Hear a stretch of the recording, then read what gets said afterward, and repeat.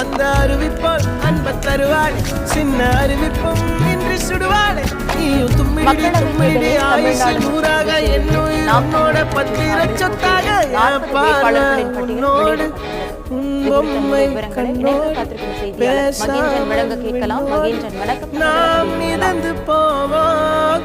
வருகின்ற மக்களவைத் தேர்தலில் நாம் தமிழர் கட்சி தமிழ்நாடு புதுச்சேரியில் 40 தொகுதிகளிலும் தனித்து களம் காண்கிறது. இதற்காக தொடக்கத்திலிருந்தே தனித்து களம் காண்பதாக அறிவித்து தொடர்ந்து பணிகளை செய்து வருகின்றனர். ஏற்கனவே 6 வேட்பாளர்களை நாம் தமிழர் கட்சி தலைமை ஒருங்கிணைப்பாளராக இருக்கக்கூடிய சீமான் அதிகாரப்பூர்வமாக உரைமணியில் அறிவித்திருந்தார். அதனைத் தொடர்ந்து 20 முதற்கட்ட 20 வேட்பாளர் பட்டியலானது வெளியாகிறது.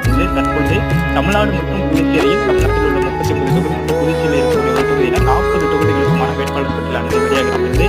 40 தொகுதிகளிலும் 20 ஆண்கள் 20 பெண்கள் என சம வாய்ப்பாக கொடுக்கப்பட்டு 20 ஆண்கள் 20 பெண்கள் 40 தொகுதிகள் பிரித்து போட்டியிடுகின்றனர்.